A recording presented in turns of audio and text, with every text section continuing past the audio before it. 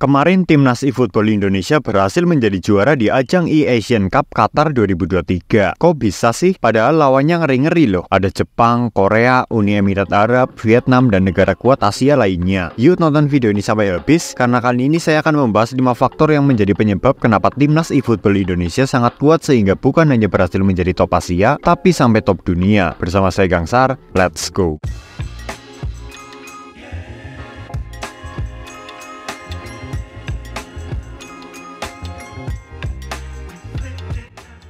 Mulai tanggal 1 Februari kemarin, Timnas eSport Indonesia Divisi eFootball yang diwakili oleh Rizky Faidan, Akbar Paudi, dan Elga Cahaya Putra melakoni pertandingan fase grup melawan Jepang dan Vietnam di ajang AFC e-Asian Cup 2023 Qatar yang menggunakan platform PS5. Di pertandingan pertama, Indonesia berhasil menang sempurna dengan skor 5-0 dan 1-0 melawan Vietnam. Lalu di pertandingan kedua melawan Jepang, menang sekali dengan skor 5-2 dan kalah 2-1. Dengan semua hasil pertandingan tersebut, menempatkan Indonesia sebagai pemuncak klasemen grup D, sehingga berhak maju ke babak gugur melawan Korea Selatan. Dan di pertandingan tersebut, Faidan CS berhasil menang meyakinkan lagi dengan skor 2-2.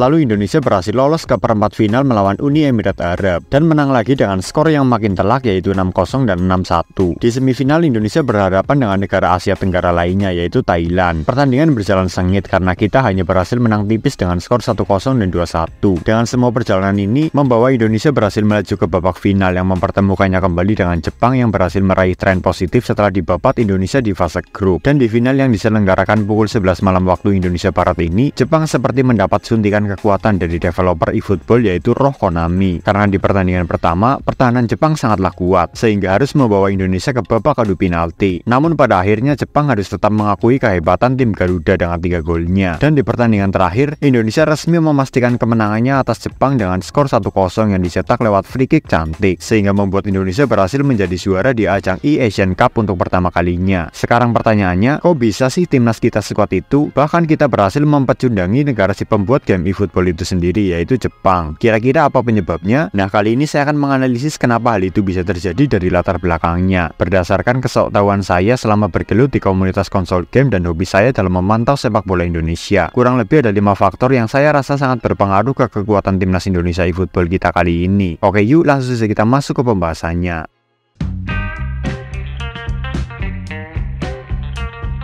Alasan pertama timnas eFootball Indonesia sangat kuat adalah karena semua pemainnya itu berkomunitas. Komunitas game eFootball sekarang kebanyakan dulunya adalah komunitas PES, karena memang developernya sudah mengganti nama game ini. Nah, komunitas PES itu sendiri sudah ramai di Indonesia sejak zaman dahulu, dan kebanyakan anggotanya adalah pecinta sepak bola. Game PES itu dulu harganya sekitar 300 ribuan di PlayStation Store. Dengan harga segitu, masih ramai saja yang beli, apalagi sekarang. eFootball malah menjadi game gratis. Jelas semakin ramai lagi yang main, tidak hanya di konsol namun juga di perangkat mobile. Hampir masing-masing daerah di Indonesia mempunyai komunitas PES atau eFootballnya sendiri. Komunitas yang saya maksud di sini bukan hanya grup yang resmi memiliki nama ya, namun sekumpulan orang yang memiliki hobi yang sama yaitu bermain game bola tanpa memperdulikan nama dan organisasi, itu juga komunitas namanya. Bahkan Faidan saja juga seorang member komunitas bernama Zeus di kota Bandung. Buat kamu yang belum tahu, dulu Faidan memiliki nickname Zeus Faidan loh, bukan Rizky Faidan seperti sekarang. Coba lihat orang-orang di sekitarmu, pasti banyak yang suka bermain game bola. Bahkan hampir semua pemain Mobile Legends itu pasti pernah menginstal game bola di HP-nya, atau minimal pernah main game bola di PS lah. Tapi tidak semua pemain game bola itu suka bermain Mobile Legends. Nah, karena komunitas yang banyak dari kota sampai ke desa-desa ini membuat relasi anggotanya makin kuat. Efeknya apa? Ya SDM pemain eFootball makin melimpah, dan semisal kalau ada informasi turnamen dan event game bola akan cepat diterima oleh banyak orang.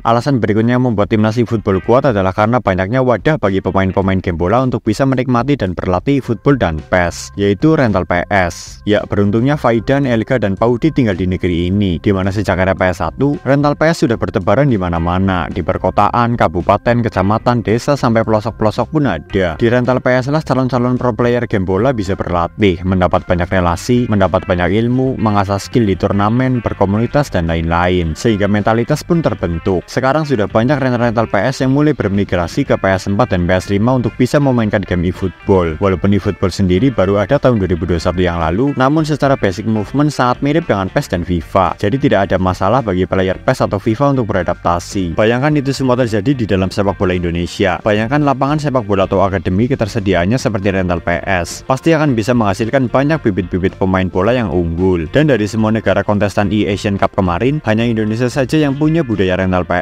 Di negara lain mana ada.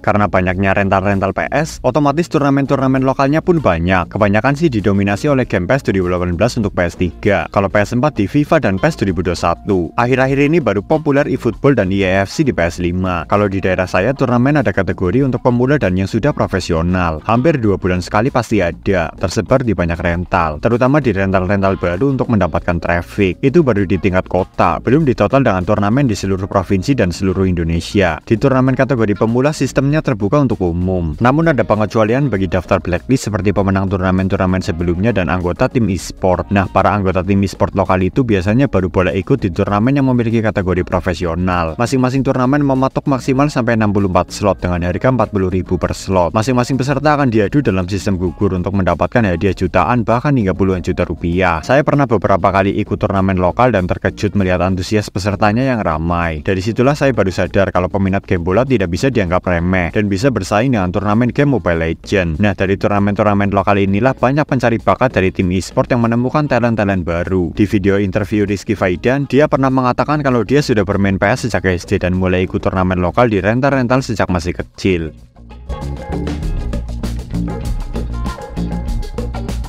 Selanjutnya ada faktor yang tak kalah penting bagi kesuksesan timnas, yakni liga yang berkualitas. Perlu kamu ketahui, Indonesia kini sudah mempunyai liga eFootball yang konsisten sejak tahun 2020 yang lalu, yakni bernama IFL atau Indonesian Football E-League, di mana 10 tim akan berlaga selama satu musim penuh dalam sistem liga dan berjuang untuk menjadi juara. Satu tim berisi 2 pemain yang bertanggung jawab ke 2 platform, yakni konsol dan mobile. Tim-tim yang berlaga juga merupakan tim resmi di Liga 1 Indonesia, yakni Borneo FC, Dewa United, Persita, Persis, Bayangkara, PSS Sleman, Arema, Madura United, Persik, dan Bali United. Selain Liga 1, IFL juga punya kasta kedua yakni IFL Liga 2 yang juga diikuti 10 tim dan 20 pemain. Untuk kamu yang ingin nonton semua pertandingan IFL biasanya disiarkan secara langsung di YouTube dan TikTok IFL. Dari kompetisi yang konsisten seperti ini, pemain-pemain di football yang sudah profesional menjadi memiliki wadah untuk terus mengasah kemampuan mereka setiap saat. Yang diuntungkan adalah negara. Jika suatu ketika ada event internasional, negara tinggal comot pemain-pemain terbaik dari IFL. Karena IFL juga sudah bekerja sama dengan PPESI, Kemenpora, dan PSSI. Dengan adanya IFL juga membuat pemain-pemain game bola lokal bisa punya tujuan untuk hidup dari dunia e-sport. Tidak seperti cabang olahraga e-sport Mobile Legends dan PUBG saja. Sejauh ini setahu saya yang punya kompetisi e-football konsisten di negara lain yaitu Thailand dengan E-League Thai-nya. Itulah juga yang membuat negara Gajah Putih bisa menembus semifinal Piala Asia. Kalau negara Asia lain saya kurang tahu ada atau tidak liganya. Kalaupun ada, pasti tidak seberkualitas IFL di Indonesia. Jika kamu tahu bisa tulis di kolom komentar di bawah ya.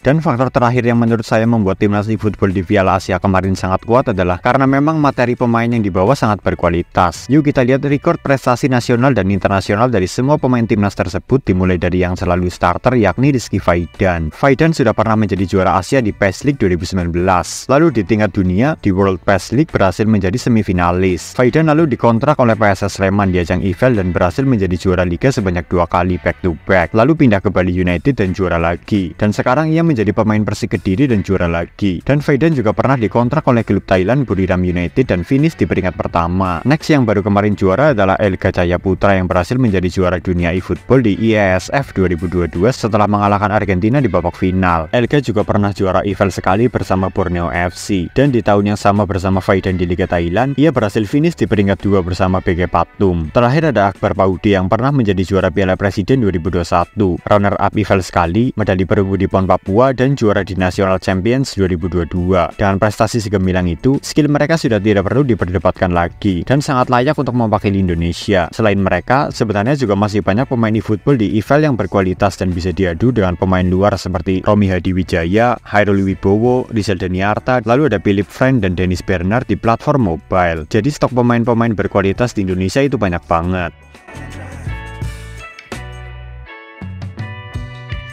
Ya, jadi seperti itulah teman-teman video saya kali ini mengenai analisis 5 alasan yang menjadi penyebab timnas eFootball kita bisa menjadi juara di Piala Asia 2023 di Qatar berdasarkan pengalaman saya di dunia perkonsolan. Sebenarnya ada banyak kontradiksi mengenai dunia game ini, karena di satu sisi bisa mengharumkan nama bangsa dan bisa juga menjadi mata pencaharian dengan hasil yang fantastis, namun di sisi lain juga banyak orang tua yang tidak setuju apabila anaknya bermain game secara terus-menerus. Padahal untuk menuju ke level Rizky Faidan dan kawan-kawan membutuhkan latihan game yang tidaklah sebentar. Lihat saja, beberapa tahun terakhir Faidan selalu mengenakan kacamata, tidak seperti awal-awal dia mengikuti turnamen. Itu artinya terjadi masalah dengan penglihatannya, bisa jadi minus karena terlalu lama melihat layar monitor. Saran saya sih, kalau kamu bermain game dan bercita-cita untuk menjadi atlet e-sport tapi masih belum membuahkan hasil dalam waktu 5-10 tahun, sudahilah bermain game, pindah ke profesi lain, karena semua gamer dan atlet e-sport yang kita sering lihat di turnamen nasional dan internasional itu, mereka seperti Messi dan Ronaldo dalam sepak bola. Ada faktor X yang membuat mereka sukses, yaitu bakat. Masalahnya adalah tidak semua orang dilahirkan mempunyai bakat di bidang game. Jadi mau seberapapun kamu bekerja keras, kalau bakatmu bukan di bidang itu, kecil kemungkinan untuk tercapai. Kerja keras bukan kunci kesuksesan. Kalau kerja keras adalah kunci kesuksesan, harusnya orang tua kita sekarang sudah menjadi miliarder dan punya tahta di mana-mana. Terima kasih sudah menonton video ini sampai habis. Semoga bermanfaat dan menghibur. Sukses terus atlet e-sport Indonesia, terutama divisi football. Oh ya, tonton juga video saya lainnya, yaitu tentang rekomendasi rak gantung murah estetik untuk menyimpan semua koleksi BD atau kaset game PS-mu supaya tidak berantakan di lantai. Harganya murah, cuma 46.000, tapi kualitasnya bukan kaleng-kaleng. Like video ini jika kamu suka, komen apabila ada pertanyaan dan pendapat, share apabila kamu merasa video ini bermanfaat juga untuk teman-teman kamu yang lain, follow Instagram kami di @ria.gadget agar kamu bisa tahu aktivitas channel ini di belakang layar. Cek juga toko online kami di Shopee dengan nama Store Ria Gadget Merch, karena di sana saya akan menjual barang-barang bekas review dengan harga murah. Dan jangan lupa juga untuk hit the subscribe button di bawah agar kamu tidak ketinggalan dengan video-video saya selanjutnya tentang PlayStation dan konsol-konsol lainnya yang akan saya upload minimal 2 kali dalam seminggu. See you next time dan bye.